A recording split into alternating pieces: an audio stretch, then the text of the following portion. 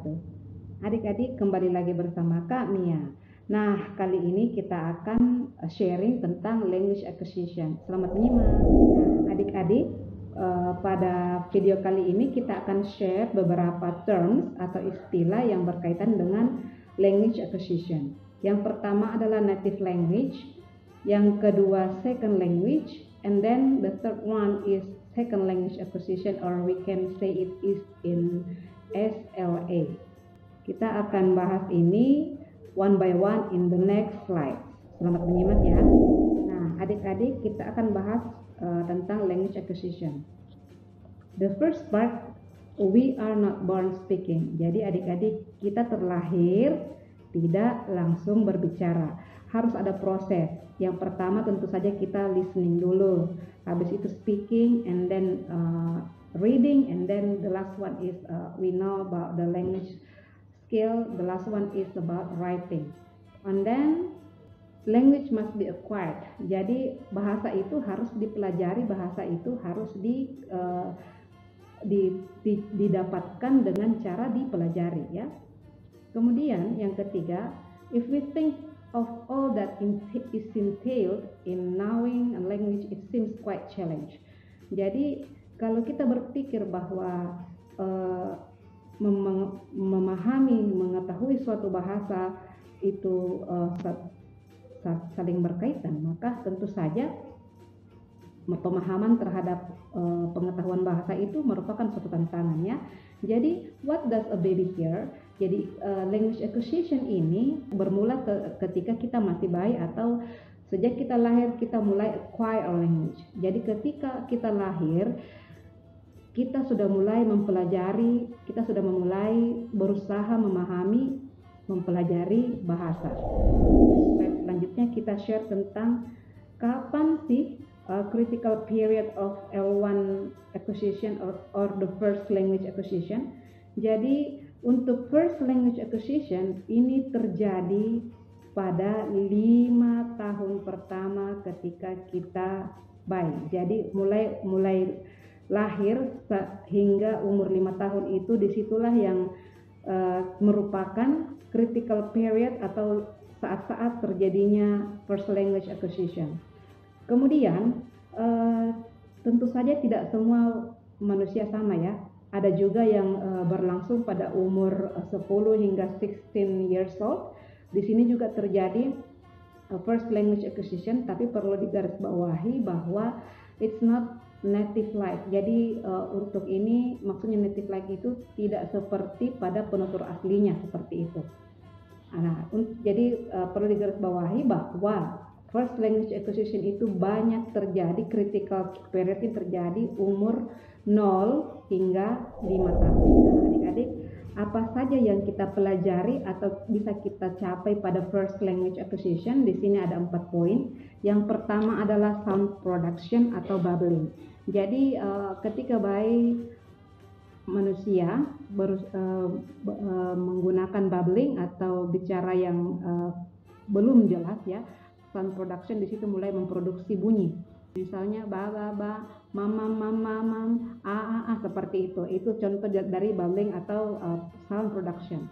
Kemudian yang kedua adalah phonological acquisition. Phonological acquisition itu banyak berupa bunyi-bunyian. Jadi di sini bayi berusaha memahami bunyi-bunyian didengarnya. Misalnya mungkin ibunya lagi keluar, terus bayinya ditinggal. Nah, ketika sampai di rumah, ibunya bersuara dan bayi ini kenal dengan suara ibunya, makanya dia langsung menangis atau bahkan mengeluarkan produksi bunyi atau berupa babbling. Kemudian yang ketiga adalah morphological and syntactical acquisition. Ketika bayi telah mulai memproduksi bunyi dengan babbling, kemudian mendengarkan suara-suara di sekitarnya, misalnya suara ibunya tadi, dan mempelajari bunyi-bunyian itu, kemudian memproduksinya. Nah, kemudian setelah itu bayi ini akan belajar memproduksi kata bahkan kalimat meskipun itu belum teratur. Nah, setelah itu di sekitar umur 3 sampai 5 tahun, ini beda-beda berdasarkan pengalaman bayi ya. itu kemudian terjadi semantic development di mana bayi tersebut telah mulai belajar memproduksi kalimat dengan meaning-meaning yang dipahami dan mungkin saja telah terstruktur dengan rapi, ya. Jadi di sini kita bisa melihat terjadinya language skill secara teratur pada proses first language acquisition, ya.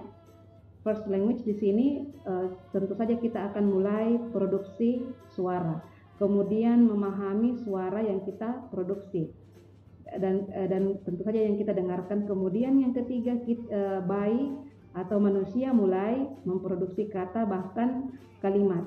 Nah, setelah itu kemudian pada semantic development di sini manusia sudah mulai memahami apa yang diucapkannya dan kalimat-kalimatnya sudah mulai rapi dan tertata. Nah, adik-adik, berikut kita share tentang milestone atau batu loncatan dari language acquisition. Di sini pada milestone ini kita lihat pada minggu ke-6 hingga ke-12 itu terjadi cooing. Di situ contohnya Google, gurgling, maksudnya di situ ada menggumam, bukan bubbling, ya. Bedanya di sini gurgling itu misalnya seperti itu. Pokoknya dia menghasilkan suara atau bunyi tapi belum jelas seperti itu. Nah, di umur 6 bulan kemudian bayi itu memproduksi bubbling. Contoh bubbling itu misalnya baba, mama, dada. Nah, kalau di Indonesia yang kakak pernah alami itu, dengarkan itu misalnya mama, baba, papa, seperti itu. Mama, misalnya minta makan mama, begitu. Nah, umur 8 hingga 9 bulan there is intonation patterns. Jadi intonation patterns di sini bayi itu sudah bisa menghasilkan bubbling yang berintonasi, entah dia intonasinya high or low. Di sini sudah mulai diproduksi. Kemudian pada umur 1 hingga 1,5 tahun, di sini bayi mulai memproduksi one word atau hopristic stage. Jadi misalnya tadi dari bubbling itu mam atau makan jadi makan, atau mama jadi mama, daddy kayak gitu, daddy, ya. Jadi daddy kalau bahasa Inggris, kalau bahasa Indonesia papa, gitu. Nah, kemudian di umur 2 tahun di situ two word stage.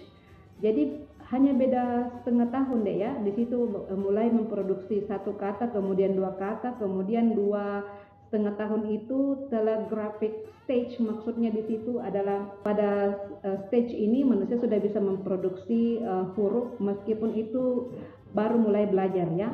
Kemudian di umur 3 hingga 4 tahun hingga 11 tahun di sini manusia sudah mulai lancar berbicara meskipun ada sedikit kesalahan atau error yang dibuat. Nah, di umur 12 tahun ke atas itu bicaranya sudah lancar. Tapi perlu digarisbawahi adik-adik sekalian dalam sharing kita kali ini bahwa tidak semua bayi sama perkembangannya. Cuman secara umum seperti ini perkembangannya, mulai dari 6 sampai 12 bulan itu 12 minggu itu cooing, and then in 6 months they do bubbling, and then 8 up to 9 months intonation patterns-nya sudah mulai teratur, dan seterusnya. Jadi betul-betul bertahap dari cooing, bubbling, intonation patterns, hopristic to words, telegraphic, fluent speech with error, and fluent speech. Adik-adik, apa bedanya the first language and then the second language? Kalau the first language kita fokus bagaimana memproduksi bunyi menjadi suara, bahkan menjadi bahasa. Nah, di sini untuk second language di situ second language ini berada pada the teaching methods. Jadi untuk second language itu banyak kita dapatkan atau kita produksi pada bangku sekolah maupun bangku perkuliahan. Nah, adik-adik, apa saja yang perlu dipertimbangkan dalam second language? Di sini ada 4 poin. Yang pertama, accent. Accent is considered as the critical moment. Maksudnya accent ini merupakan hal yang paling harus dipertimbangkan pada momen-momen kritis Tentu saja ketika kita baru berhadapan dengan second language, hal pertama yang kita kaget itu adalah aksen. Misalnya kita berbicara bahasa Bugis, tapi kita bukan orang Bugis, otomatis aksennya akan berbeda. Apalagi kalau misalnya di bangku sekolah kita belajar bahasa Inggris dan kita orang Toraja atau orang Bugis atau bahkan orang Jawa, tentu saja aksennya akan berbeda karena latar belakang budaya kita berbeda. Otomatis speech sound yang kita ungkapkan itu juga berbeda intonation-nya. Nah, yang kedua adalah conscious versus automatic learning. Kalau conscious itu kita pelajari second language itu karena kesengajaan, dalam artian kita harus pelajari. Kemudian automatic learning, kita pelajari second language ini secara otomatis, maksudnya kita kebetulan berada atau mungkin pindah lokasi, pindah daerah, ikut orang tua, dinas di suatu tempat, dan otomatis kita harus pelajari bahasa yang ada di situ. So second language, it doesn't always mean foreign language, but it's also another language but our first language. Jadi second language itu tidak selamanya membahas tentang bahasa asing, tapi juga bahasa yang kita dapatkan setelah kita mendapatkan bahasa pertama kita atau mother tongue kita, mother language kita dari umur 0 hingga 12 tahun tadi, yang tadi kita share di slide sebelumnya. Kemudian yang ketiga, self esteem, inhibition, risk taking, anxiety, empathy, and extroversion.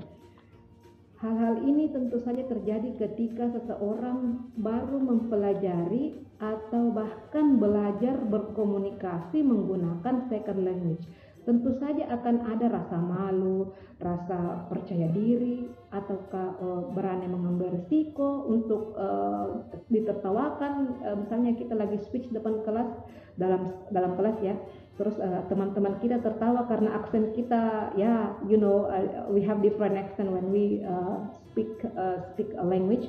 Terus ada rasa khawatir, domba-dombanya, rasa gugupnya, dan kemudian rasa empati kita kepada orang, kemudian ada rasa yang over self esteem, over percaya diri kayak gitu, dan seterusnya. Kemudian and then next, culture shock ya otomatis ketika kita baru mempelajari, baru memasuki suatu budaya yang baru, bahasa yang baru, tentu saja kita shock, tentu saja kita kaget. Nah, di sini culture shock ini sangat-sangat banyak kita temukan pada aksen tadi. Kemudian social distance, tentu saja budaya yang satu berbeda dengan budaya yang lain, maka terjadi social distance yang masih agak-agak kaku. Jadi baru mulai belajar berteman kalau kita datangnya di daerah lain, kemudian kita baru mulai mempelajari sedikit demi sedikit bahasanya. Policy and politics juga berpengaruh dalam second language seperti itu.